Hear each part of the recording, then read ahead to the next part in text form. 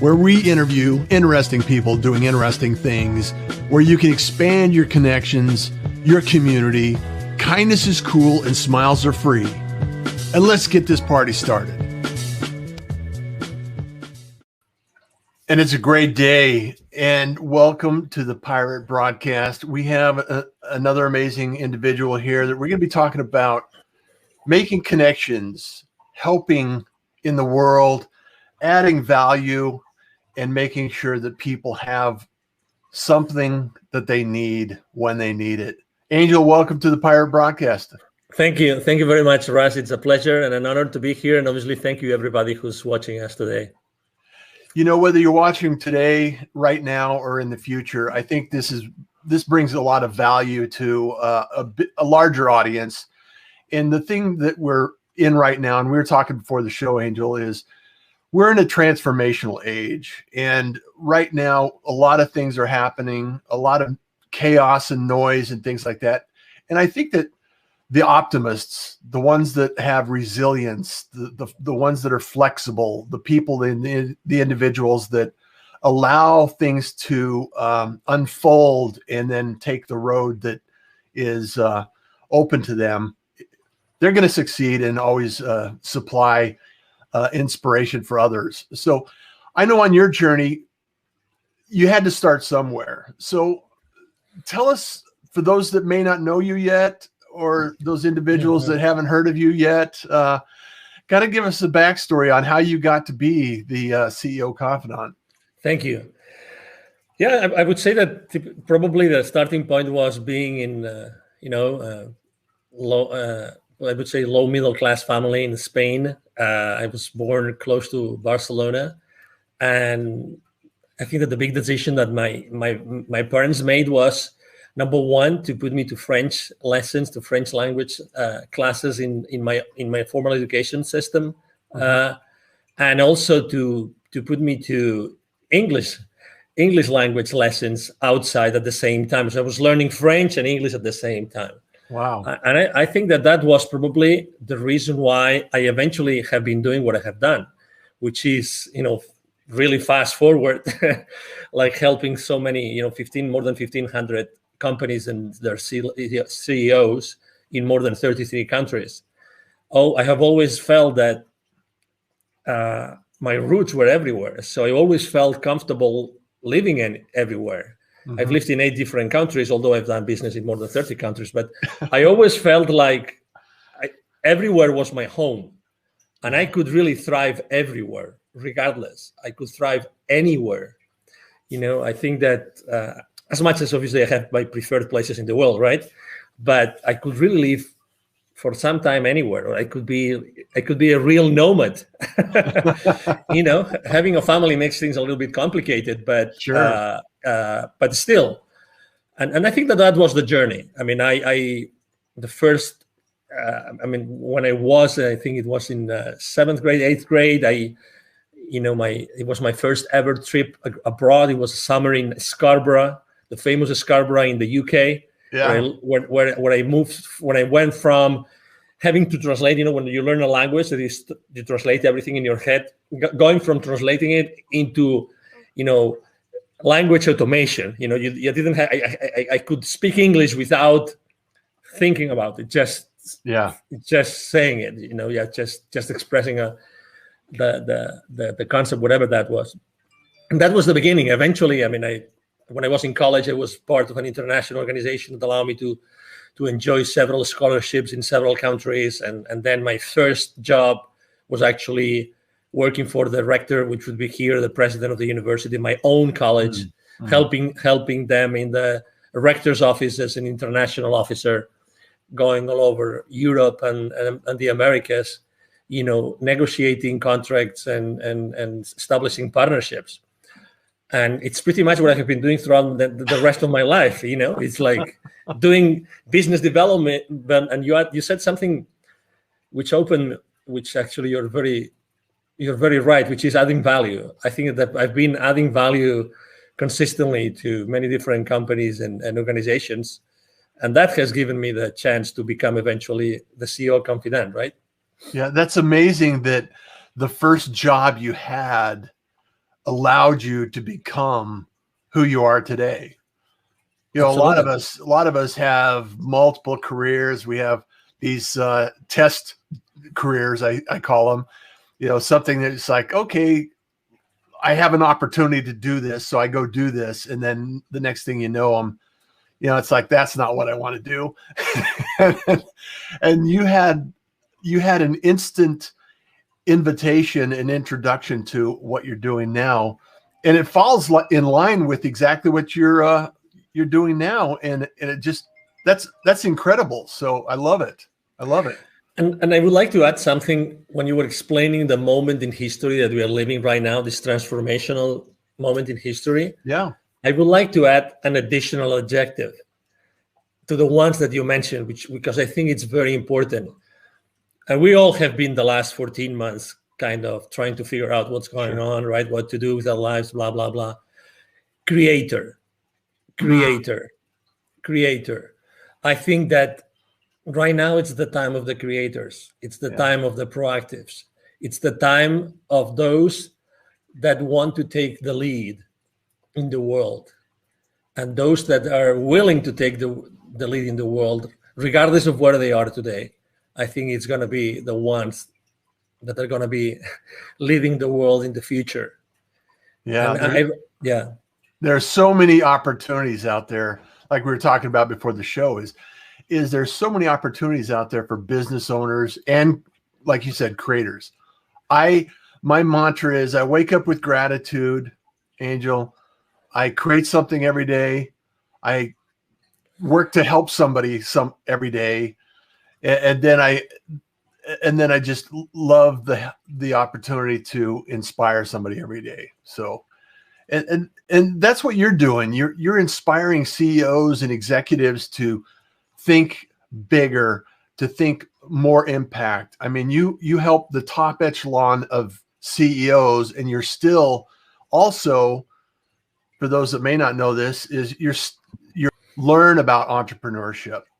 So I want to make sure that when we talk about creative, about how you created that inspiration to those individuals in different communities that may not have the resources available to us in some, like Texas or Arizona.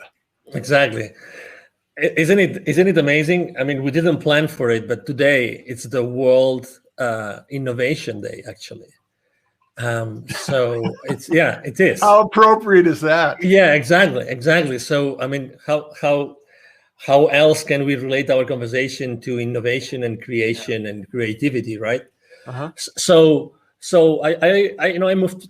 One of the countries I lived in when I moved from the UK to the Americas was Mexico. So I lived in Mexico for 10 years, and I was traveling all over the continent.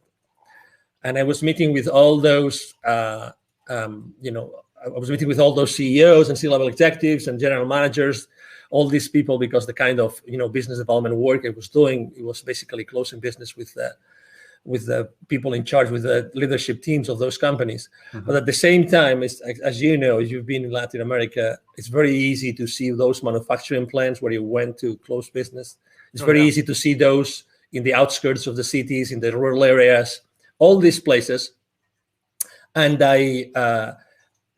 in those places, obviously, there's always poverty, and there's always kids that are asking you to do something. I remember clearly, very often, if not all the time, outside those manufacturing plants, there would be those kids coming to me and say, "Hey, senor, I would like to clean your car. I would like to wash your car. I would like to wash your windscreen. I would like to sell a bottle of water to you, or I would like to sell some gums or some candies," whatever it was, the way that they were making their ends meet, right?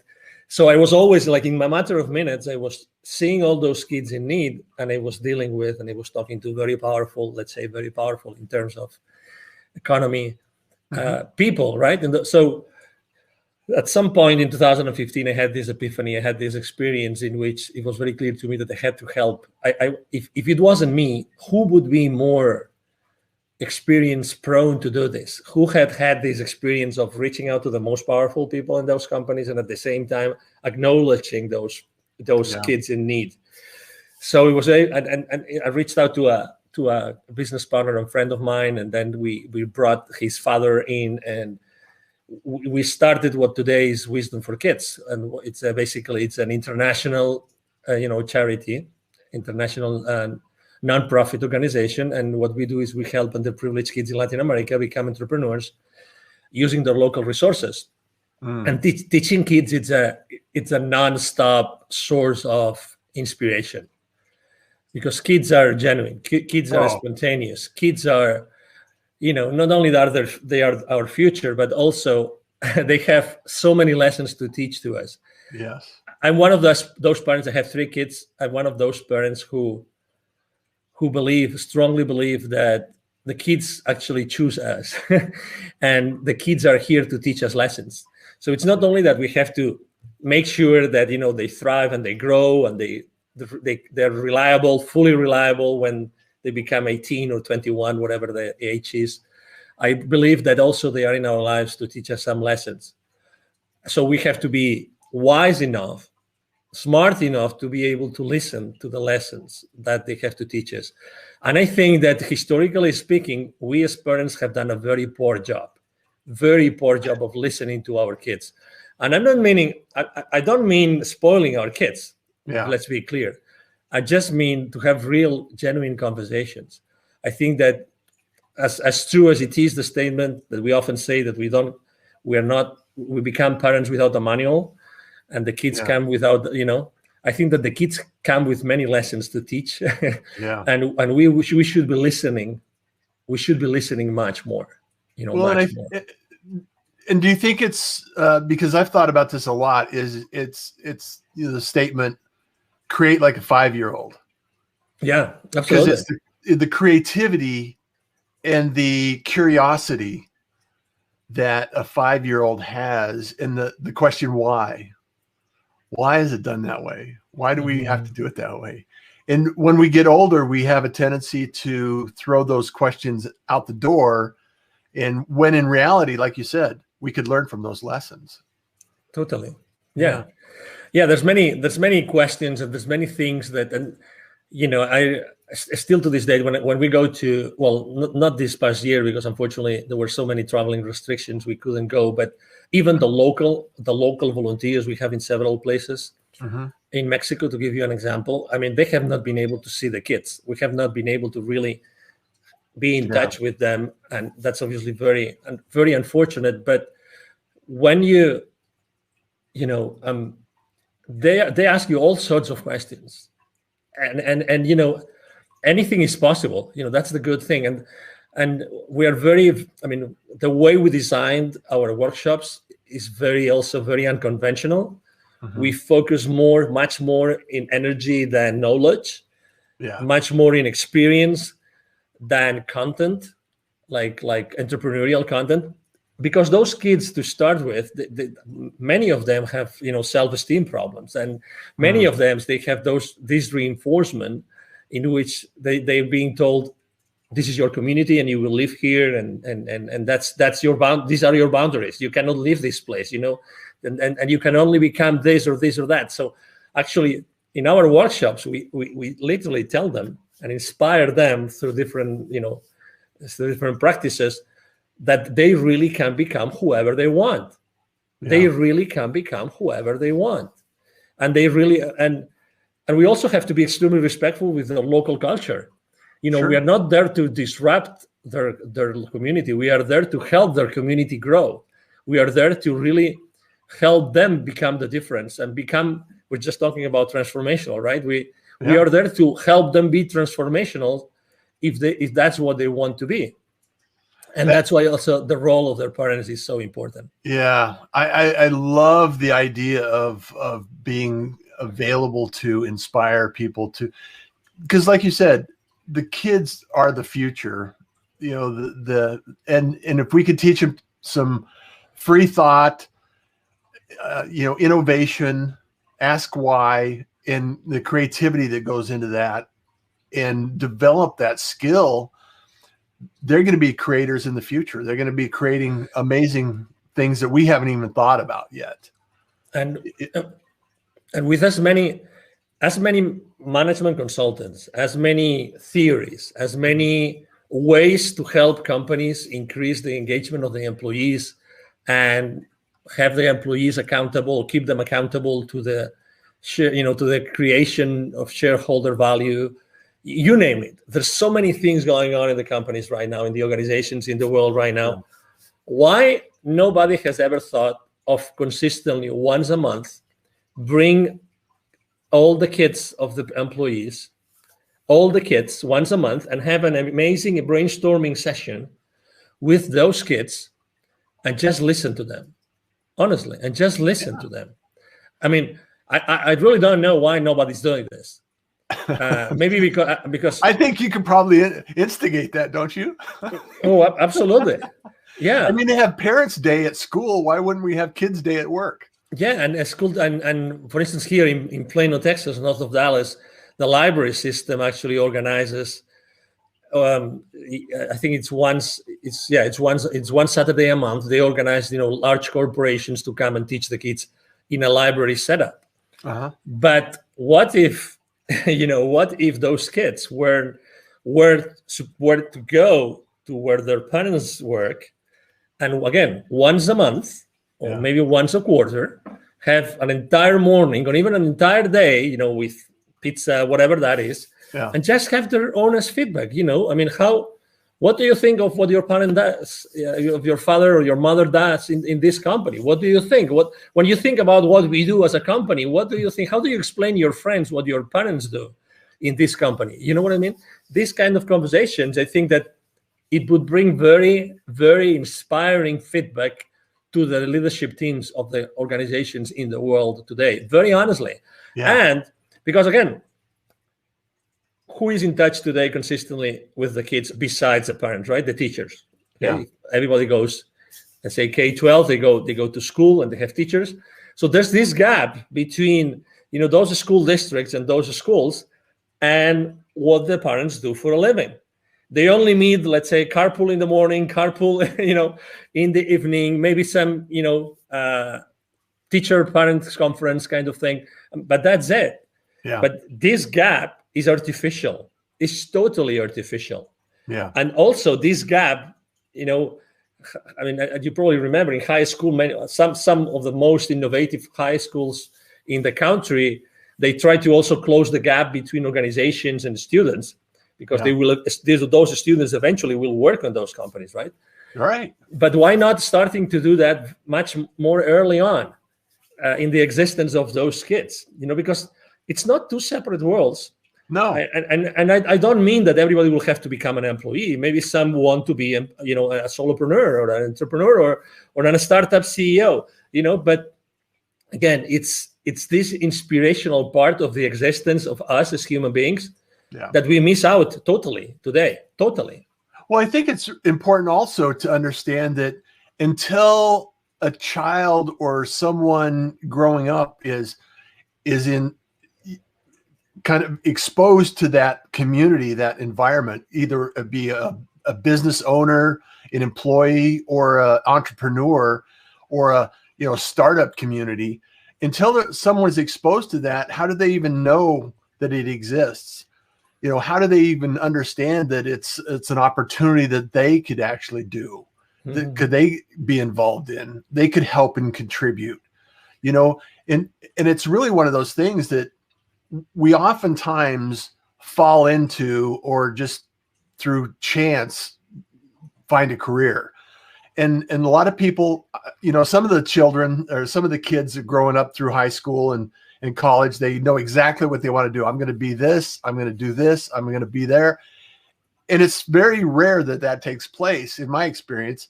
And it happens through a number of different jobs. You have your startup jobs, you have your kind of exposure to employees, and you understand that, okay, I'm either going to take an employee role, or I'm going to take an entrepreneur role, or I'm going to do something. And if we could expose kids to that environment early on, imagine the power that they could have growing up and knowing that information in advance, so they could choose what they do with their life. Mm-hmm. Yeah, absolutely. And also, there's also some experiences of trying to bring parents to schools and teach them or share with the kids, but still, this gap, I think that it should be closed for the good of the society in general. And we're talking about, the future, and we're talking about we being transformational leaders today and what transformation means, right? So I think that's one of the things that we have to really thoroughly think about, that, there are those gaps in the development of our world, in the development of our society, and those gaps can easily be closed with just the intention. Just the intention of wanting to do it. And we really don't have the intention. And again, every school system, every state has their own rules, blah, blah, blah. But still, what's the most important thing here? The most important thing here is to make progress as a civilization, to make progress. Everybody wants to have their communities thrive, and everybody wants to have safe communities. And so maybe ultimately we all want the same thing, right? Yeah, we all want, and we all help each other. When someone is in need in the community, we all help each other. We all try to do as much as we can. So that's why I think that the responses are not like outside of us, but the responses of many of those questions, Russ, are inside of us. Yeah. Eventually, I remember, let me tell you, the winter storm that we had here in Texas in February, right? Yeah. So, which was insane. It was crazy. Yes. Was it like -5? And I remember sleeping in our master bedroom at 35 degrees that night. Oh. Because there was no power. And we live in a nice neighborhood, so I cannot believe what has happened in other neighborhoods. Yeah.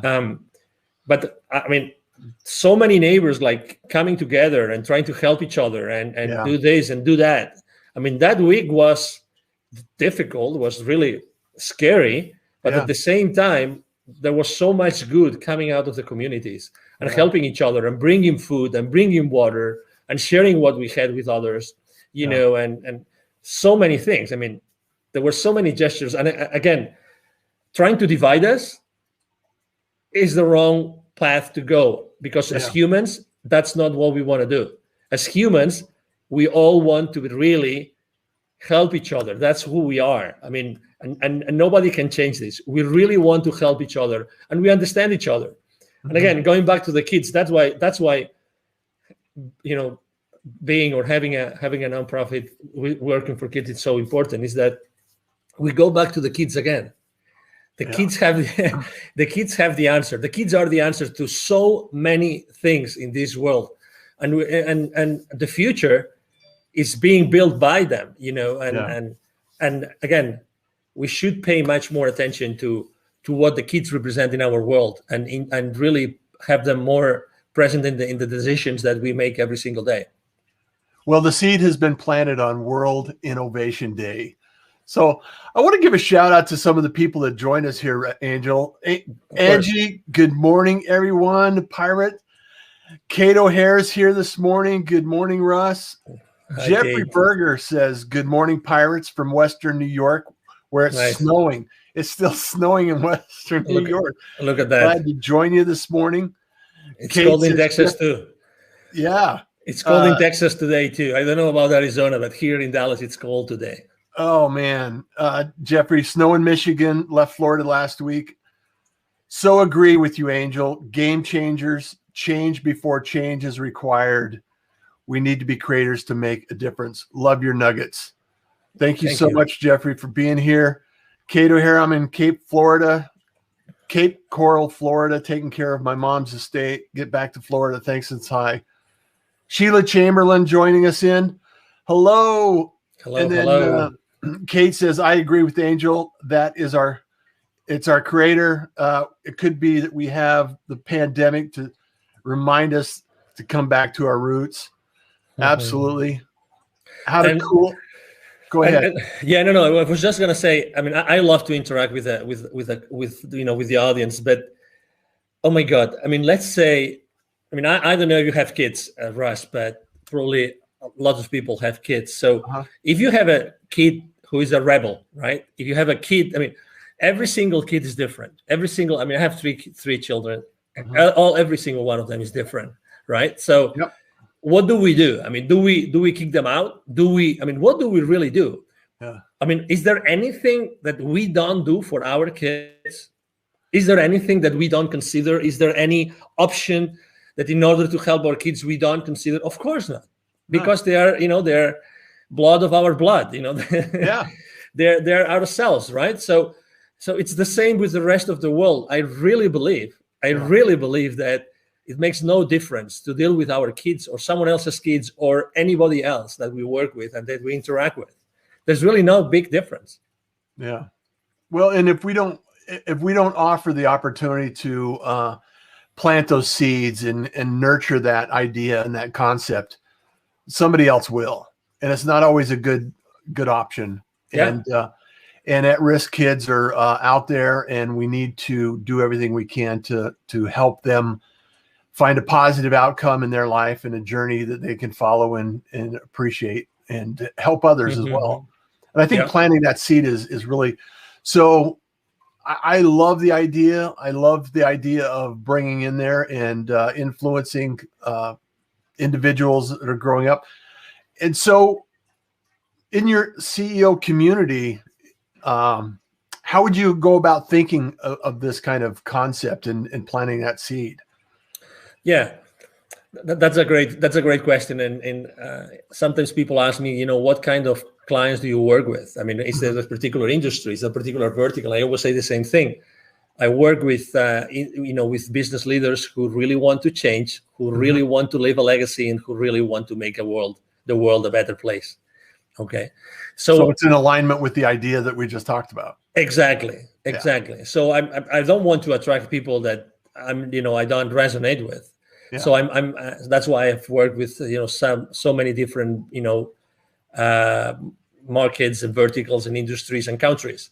And I think that when you travel consistently internationally, you realize that, your very tight ideas, like small ideas, they become obsolete immediately because you realize that you have to open to possibilities continuously, and you have to be flexible enough to adapt to ways of thinking and of behaving that you never saw before, right? And they're not good or bad; they're just part of their local culture, and you have to consistently adapt to that, right? So I think that's why when I was thinking of my brand 5-6 years ago, I put Confidant, because when you become trustworthy with the, to someone with their business, eventually, if they perceive the value, you eventually have many other conversations that go beyond the business themselves. I know that obviously the main purpose of a business is to generate shareholder value.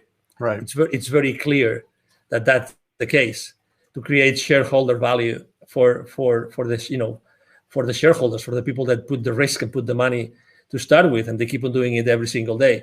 But there's still a higher purpose. There's still a higher purpose. And I believe that companies really, if they want to, they can really work with these principles, and they can really incorporate more of those principles as an organization, not only with the business leaders. Yeah.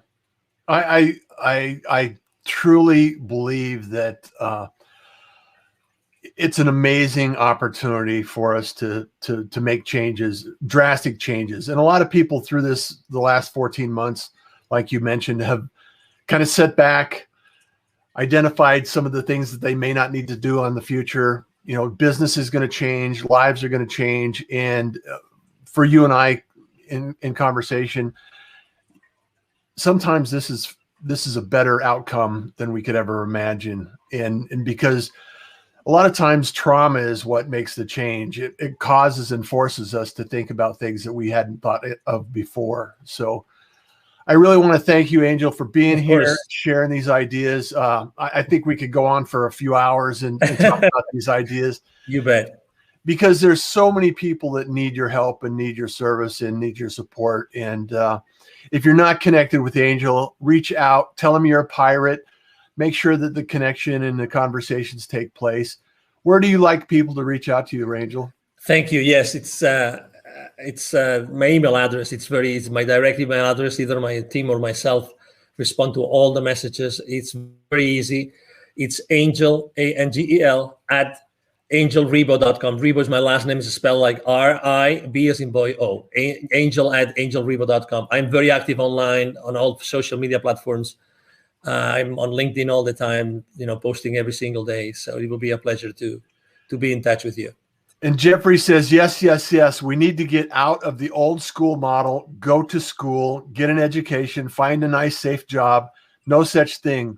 all options should be taught early on for the kids to really decide where and what they want to do. So good, Russ. Great talk this morning, guys. Angel, it's a pleasure. Thank you. Thank you for being a pirate, for being here. I am a pirate moving forward. I love this. And as always, everyone, make those connections, start those conversations.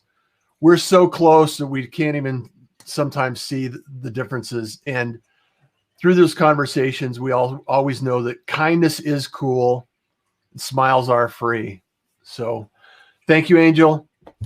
Thank you. Don't go away. We'll be right back. Bye. Thank you for joining the Pirate Broadcast. If you found this content valuable, please like, comment, and share it across your social media channels. I would love the opportunity to help others grow in their business. The Pirate Syndicate is a platform where you show up, we produce the show. It's that easy. If you want to be seen, be heard, and be talked about,